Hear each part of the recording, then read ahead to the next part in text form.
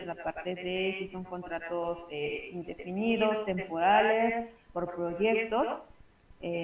También tocamos como el punto de si eran temporales, de cómo los tenían que liquidar para no entrar como en conflicto con conciliación. Y pues prácticamente las prestaciones que brindan las empresas, que en algunas brindan prestaciones superiores de ley y otras solamente dan prestaciones normales de ley. Ok, muchas gracias. ¿Quién más? Ok, gracias. Estaba hablando con el micrófono apagado, perdón. ¿Quién más recuerda algo, chicas? ¿Alguien que nos quiera compartir lo que recuerda?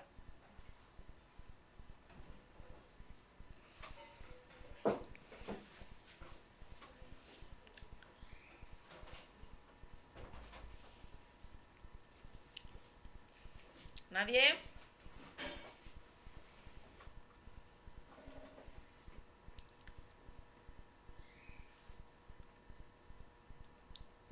Pero ya no hay dudas, al menos. Porque vamos a continuar. Trajeron calculadora.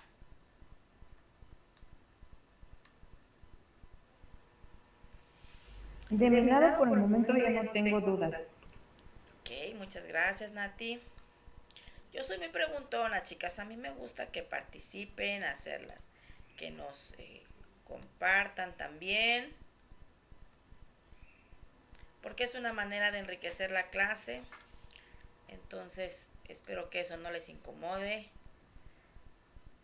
Ya esa clase donde nomás el maestro se agarra a hablar y a hablar, esas ya no se dan.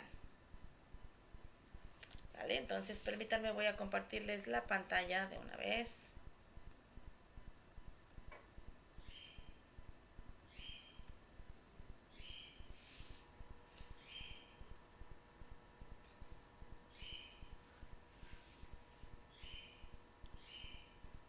Platicamos sobre qué era la CONASAMI.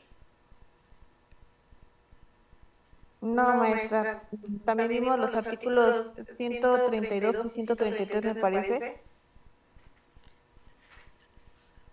Ok, Carla, gracias. Vimos las obligaciones, ¿verdad? De los como patrones, las prohibiciones, lo mismo de los colaboradores. Entonces ahora vamos a pues a platicar un poquito sobre lo que es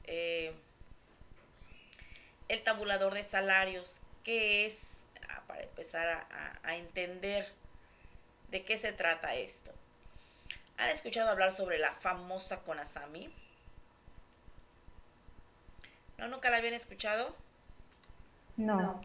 Bueno, les cuento en español. Les voy a leer tal cual está el texto y ahorita se los traduzco al español. La Comisión Nacional de los Salarios Mínimos, también llamada CONASAMI, es un organismo gubernamental en México que tiene como función principal establecer y regular los salarios mínimos en el país. Su papel es esencial en la determinación de la remuneración mínima que deben recibir los trabajadores por sus labores, asegurando que ésta sea justa y eficiente para satisfacer las necesidades normales de un jefe de familia en el orden material, social, cultural y de educación. Resulta que esta entidad, ¿verdad?, es la que eh, determina si nuestro salario es suficiente. Incluso dicen que hasta nos sirve para ahorrar. Pues ellos son los culpables, chicos, de nuestro salario, ¿verdad? Ellos hacen un análisis en base a lo que dice aquí, en orden material, social y cultural, y determinan. Ahora, los salarios que CONASAMI pone, les voy a mostrar la siguiente plantilla, permítanme ver mi grabación.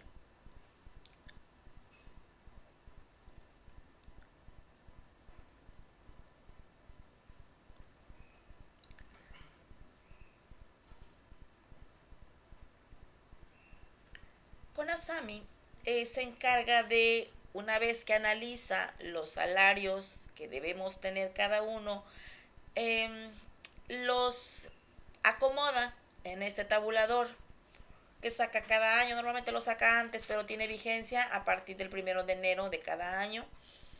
Y ellos, aparte de definir el salario mínimo general de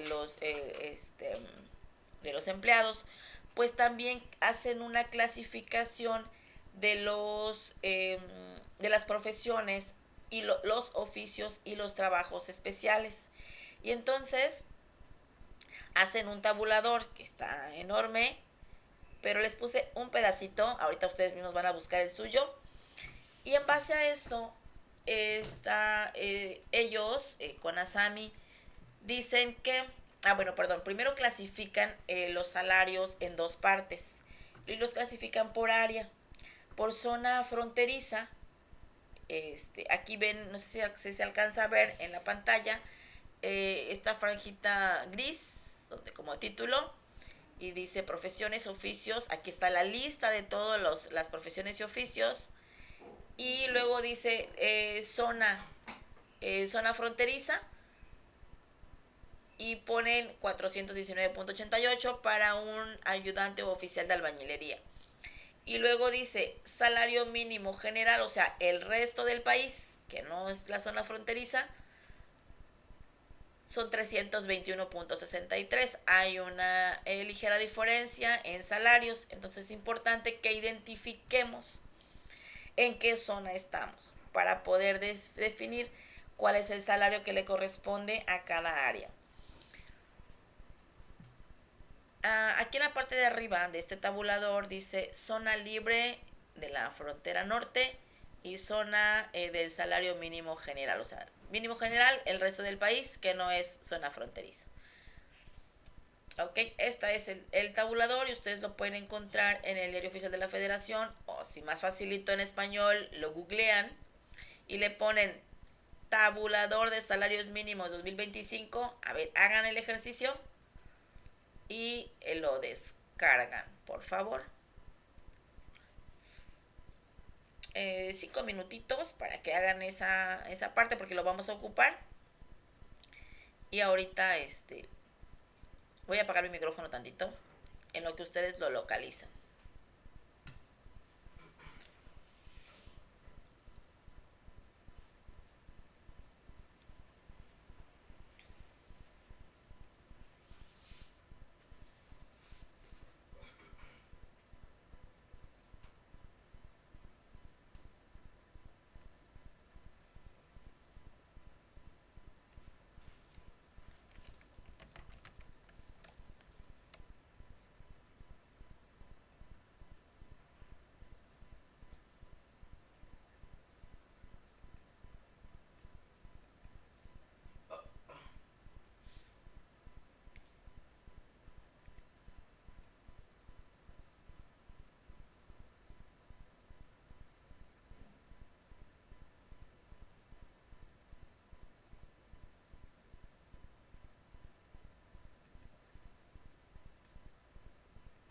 Disculpe, lo que necesita es que descarguemos el tabulador de salarios vigentes del 2025. ¿Es correcto? Ok.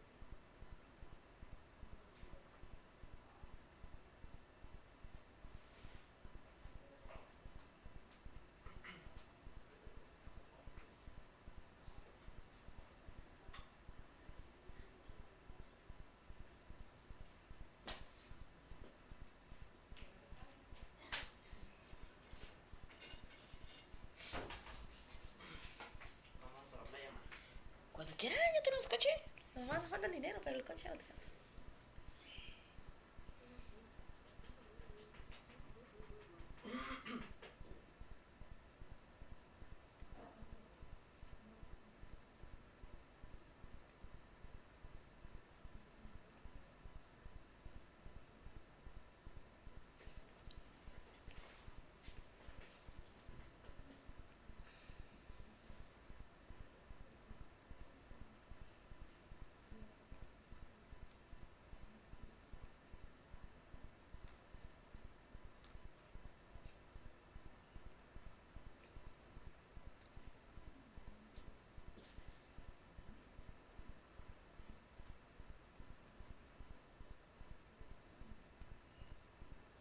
Un poquito de teoría.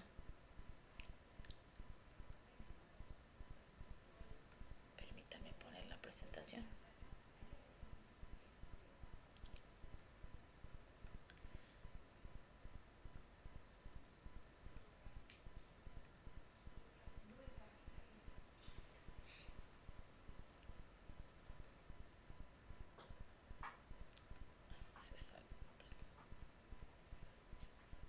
Lo que les puse para investigar es, ahorita vamos a trabajar con el tabulador. Les puse este marco legal y les decía al inicio de la clase que es nuestra base precisamente para poder comprender algunos conceptos que utilizamos para elaborar una nómina, por ejemplo. ¿Qué leyes nos rige? Pues nos rige la ley del IMSS, la ley del ISR, el Infonavit, Fonacot, que nos habla de préstamos personales, el artículo 111 de la Ley Federal del Trabajo, vamos a tocar temas de sindicato, el artículo 110, fracción 11, de pensión alimenticia, nos habla la Ley Federal del Trabajo, el artículo 97, fracción 1, 110, fracción quinta, del fondo de ahorro, lo vemos en la Ley Federal del Trabajo, artículo 110, fracción cuarta, de la PTU, nos habla la Ley del Trabajo, en el artículo 117.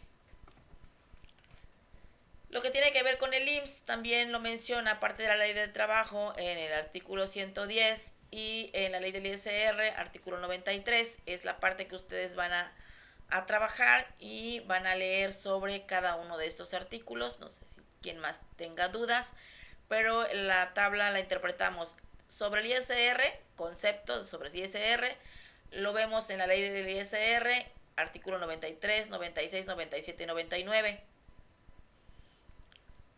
Luego tenemos, este es el marco legal de las deducciones, no sé si es para acá.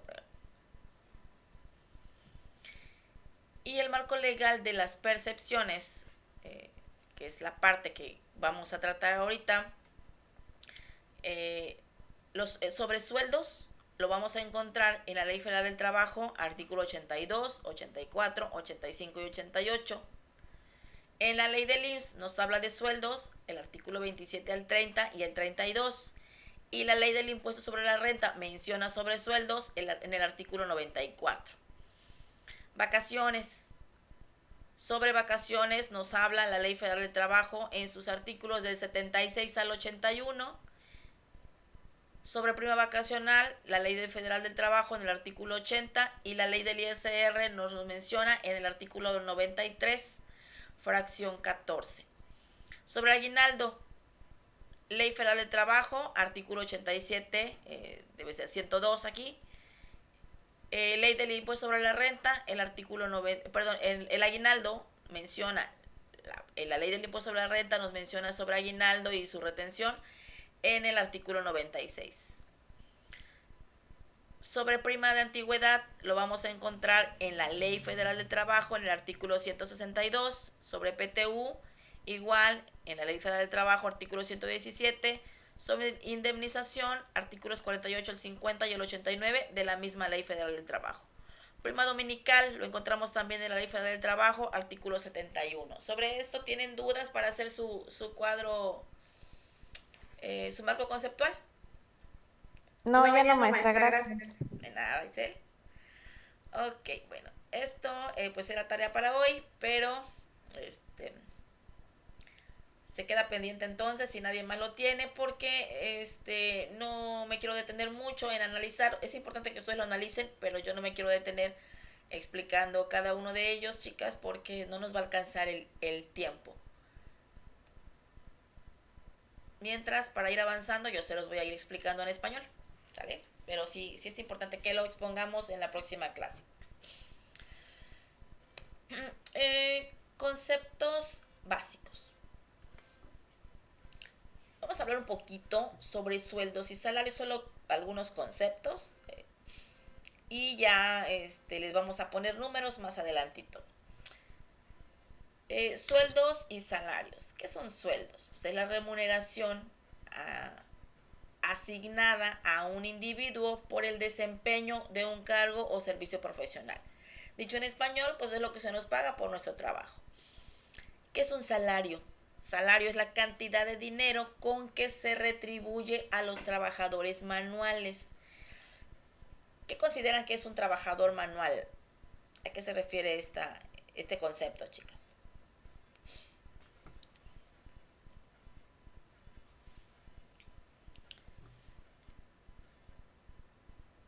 ¿Nadie? Le llaman trabajador manual a los trabajadores que ganan por semana, es una de las características, es decir, a las personas operativas. Hay una diferencia entre sueldo y salario, y sueldo se le retribuye, como dice el concepto, a las personas que trabajan, vamos a los profesionales, y normalmente una de las características es que su sueldo o su pago es por quincena, y a los operarios se les paga por semana. Esa es como la diferencia técnica. Salario nominal. Permítanme, esta es la parte que denme un segundito porque necesitamos entrar a tiempo, chicos, porque si no nos sacamos de contexto.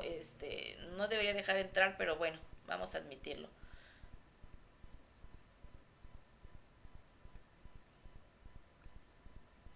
Entonces, porque nos salimos del contexto si estoy admitiendo cada rato.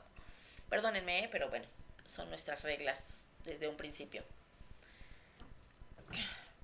Ok, salario nominal es la cantidad que está establecida en el contrato.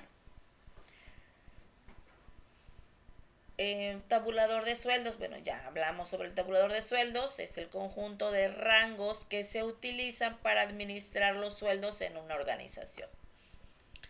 Y salario diario consiste en la cuota diaria que percibe el trabajador por el desempeño de sus labores. Salario diario integrado es la suma de dichas percepciones salariales y las prestaciones de ley que recibe. Se toma en cuenta para este salario el IMSS, el Infonavit, el sistema de ahorro, y la indemnización se integra con los pagos hechos en efectivo por una cuota diaria y las gratificaciones, percepciones, alimentación y habitación. Es decir, todo lo que la empresa te da sumado al salario con el que te contratan es un salario diario integrado. Y prestaciones es un derecho laboral. El derecho laboral es el acto mismo de realizar los servicios, de llevar a cabo las labores. Eso es en cuanto a conceptos generales para ir entrando en materia.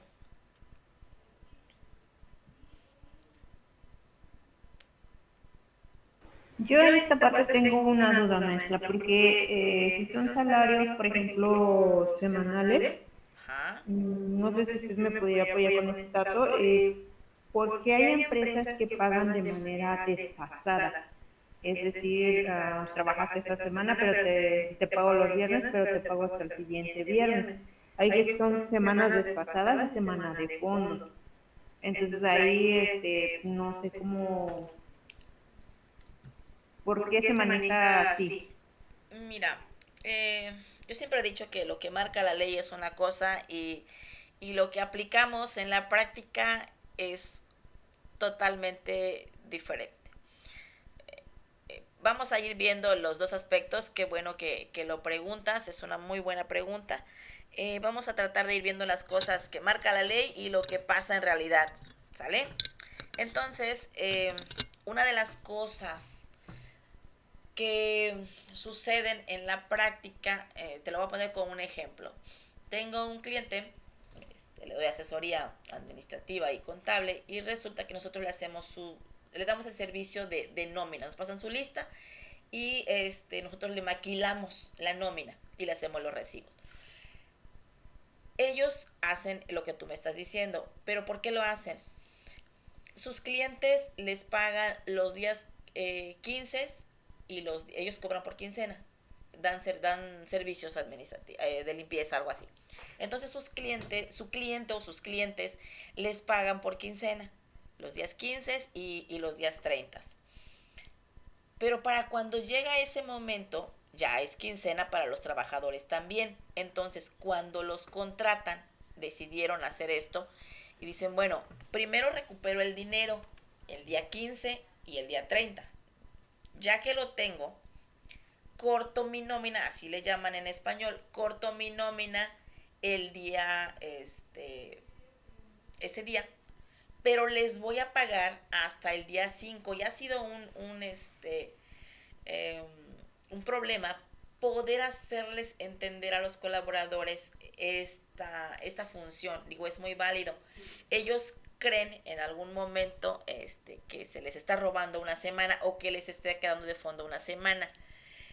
No, lo que pasa es que en términos prácticos, el cliente tiene que recuperar el dinero el día 15, y entonces yo contabilidad, yo necesito tiempo para poder procesar esa nómina, porque si no todo va a salir mal a la carrera. Entonces le dije, ok, cuando contrates a tu personal, le vas a hacer, desde un principio le vas a hacer saber que tú vas a pagar los días 5 y los días 20. Es decir, lo que generes del 1 al 15 lo vas a pagar el día 20.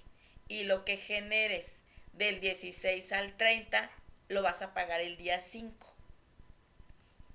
Así lo manejan, pero es por cuestiones, como te acabo de contar, prácticas para ellos, porque no tienen un fondo para poder pagar la nómina, que es lo ideal, que la empresa tenga una reserva de 2 quincenas mínimo para que pueda sustentar la nómina como marca la ley. Quizá o tu pregunta se debe a eso, puede que tenga que ver algo como lo que te estoy explicando. Ahora, las semanas de fondo, yo las he visto en la práctica, las he visto que lo ocupan mucho en las fábricas. Les retienen una semana. Acá en lo que me ha tocado después de mi época de fábricas, ya no lo he vuelto a ver, no sé si siga funcionando. Sin embargo, no está regulado por la ley. Por lo que les decía, hay cosas que se hacen en la práctica que no están precisamente por ley. Pero dicen por ahí que la costumbre se hace ley, entonces pudiera ser que vaya por ahí la cosa. No sé si eso ayudó un poquito a disipar tu duda. Sí, gracias. Ok. Bueno, vamos a hablar entonces de lo que son los cálculos aplicados al salario. Y aquí vamos a ver la aplicación de ISR, cálculo de horas extras y la aplicación de subsidio, chicos. Esto es lo que vamos a ver. Ahí les va, pues. El objetivo particular de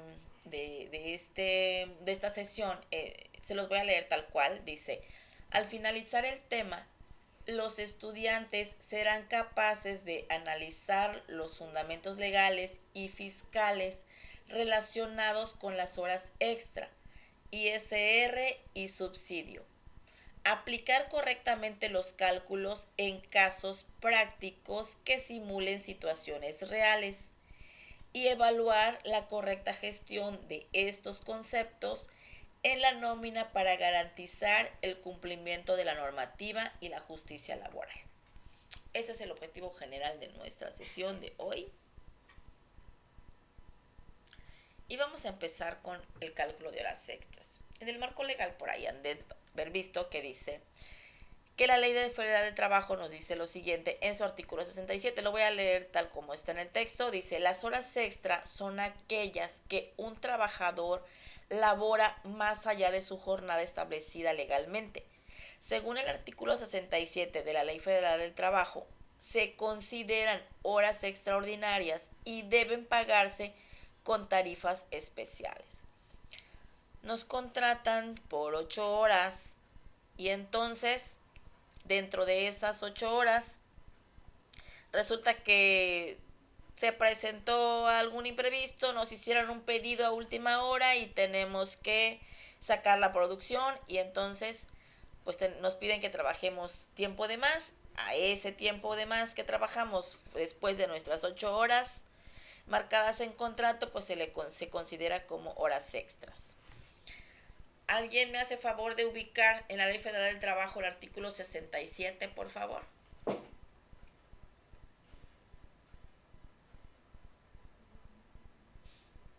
Mientras lo busca, ¿quién más me puede ayudar? Itzel, ¿me ayudas a leer el fundamento legal, por favor? Maestra, de hecho yo tengo el artículo 67 en la Ley Federal del Trabajo. Nos dice que las horas de trabajo a que se refiere el artículo 65 se retribuirán con una cantidad igual a la que corresponda a cada una de las horas de la jornada. Otra vez, por favor. Despacio. Artículo 67. Las horas de trabajo a que se refiere el artículo 65 se retribuirán con una cantidad igual a la que corresponda a cada una de las horas de la jornada. Gracias. Ok, ¿qué lo traducimos al español? Si yo gano por hora, no sé, gano 5,000 pesos a la quincena, esos 5,000 pesos los voy a dividir entre 15 días y el resultado que me dé lo voy a dividir, el resultado que me dé es mi sueldo por día. Para sacarlo por hora, pues lo divido entre las 8 horas de trabajo y supongamos que me da 50 pesos. Esos 50 pesos es lo que yo gano por hora. Mis horas extras también van a valer 50 pesos, pero ya vamos a ver más adelantito cuándo son dobles y cuándo son triples. Pero se está refiriendo a que mi hora vale lo mismo que mis horas, de mi jornada normal. A eso se refiere ese primer artículo. Gracias, Itzel. ¿Quién nos ayuda ahora con el fundamento legal, el artículo 123? Antes de continuar, ¿me puede repetir la fórmula, por favor, de las horas extras? Ok. Para determinar tu cálculo por hora, ¿cuánto vale la hora de tu trabajo? Salario mensual, lo vamos a conocer como SM, entre 30 días, ahí tengo ya mi salario, eso me da como resultado mi salario diario. Y si ese salario diario lo dividimos en 8 horas, ahí tienes ya tu costo por hora.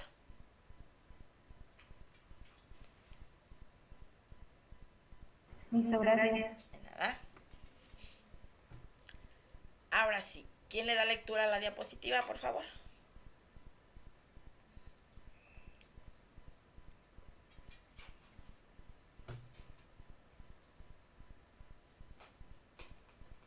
Adelante, Angie, gracias.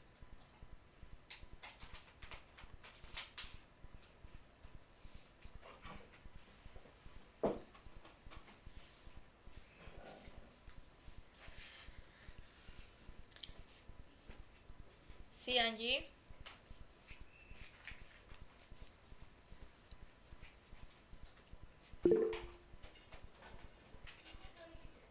Se nos arrepintió, Angie. Ok, Itzel, dime. El artículo 123 de la Constitución mexicana establece que los derechos de los trabajadores recibirán un pago justo por jornadas extendidas.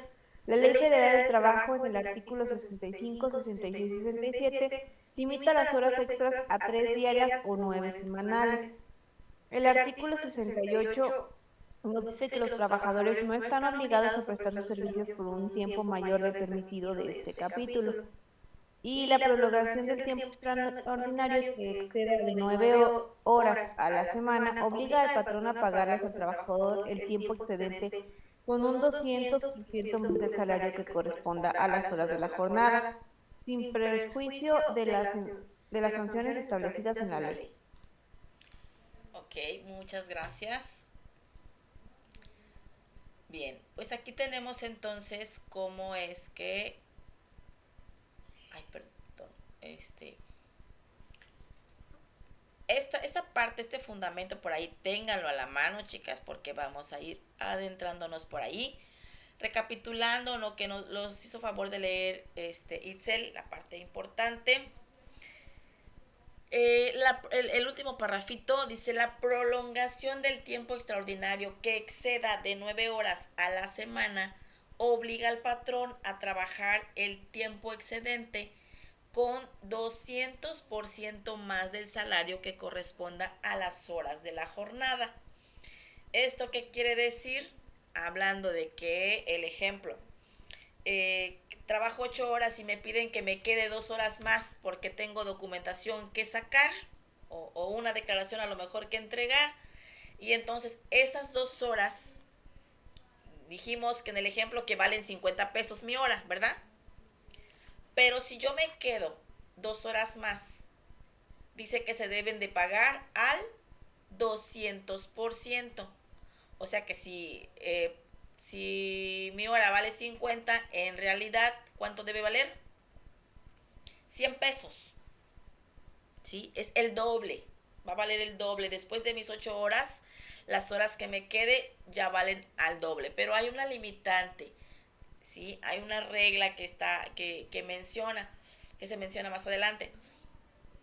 Dice el artículo 86, el artículo 65 al 67, limita las horas extras a 3 horas diarias. ¿Qué quiere decir? Que yo no puedo trabajar más de 9 horas a la semana. Digo, sí puedo, no debo. ¿Sí? Esta es la limitante. ¿Ok? Entonces,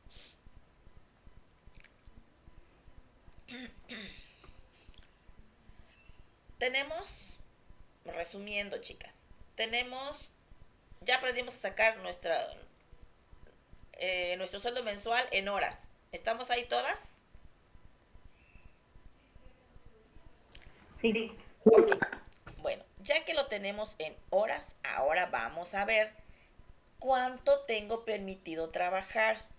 No puedo trabajar como una reglita de oro. No deben exceder mis horas por 9 horas a la semana, pero también tiene otra limitante y dice que debe ser 3 diarias.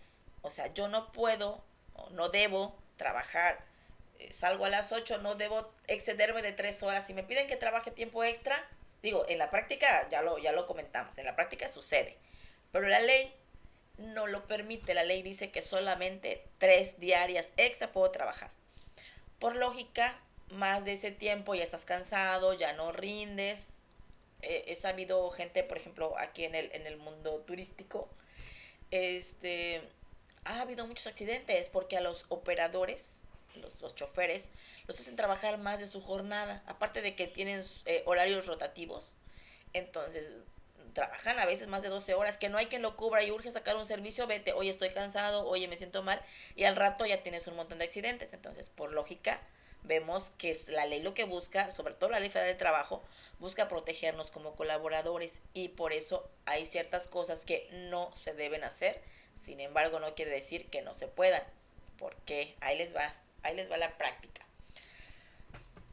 Todo se puede, pero hay que saberlo hacer. En el caso de los clientes, el cliente que les comento de que paga desfasado, así como lo comenta la compañera, en ese caso, podemos crear la evidencia, y aunque tú el horario de la persona que ya acordaste, porque a veces hasta el mismo colaborador te dice, oye, necesito ganar más, oye, dame horas extras. En la práctica sucede, y bueno, entonces, si lo van a hacer, pues ahí les va un tip. No le pongan en su hojita, en su lista de asistencia o en su control, no le pongan de tal a tal horario. Pónganle 3 ahorita y 3 mañana, aunque hayan sido las 6 o las 4 corridas. ¿Sí me explico? Eso es lo que se me ocurre que se puede hacer. Pero bueno, aquí estamos viendo dos enfoques, lo que dice la ley y lo que en verdad está sucediendo. Vamos a pegarnos ahorita a lo que dice la ley.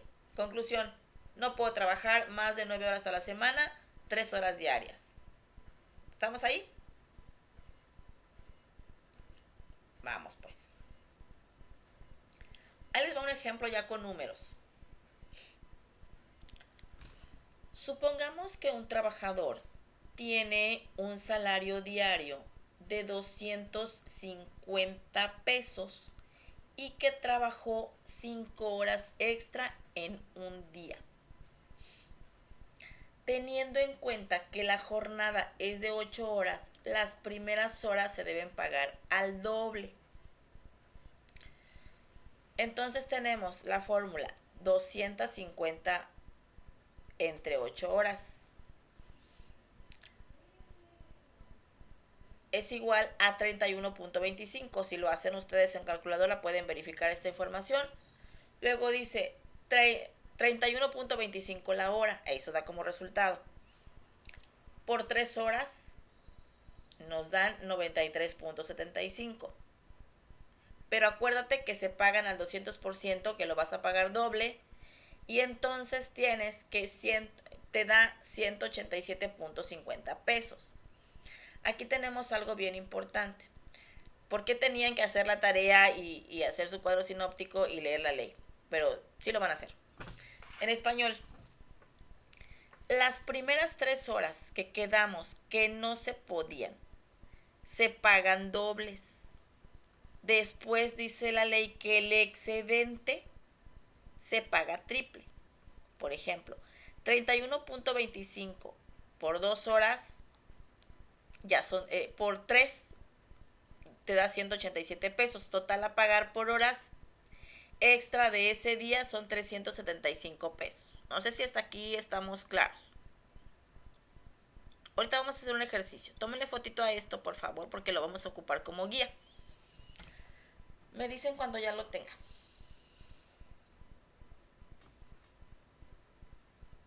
Ok. Avanzamos entonces.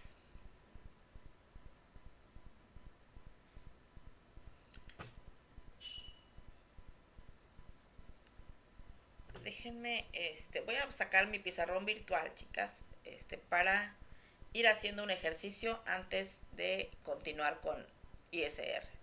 Vamos a aprender todo lo que tiene que ver con cálculos de horas extra. Déjenme buscar mi pizarrón.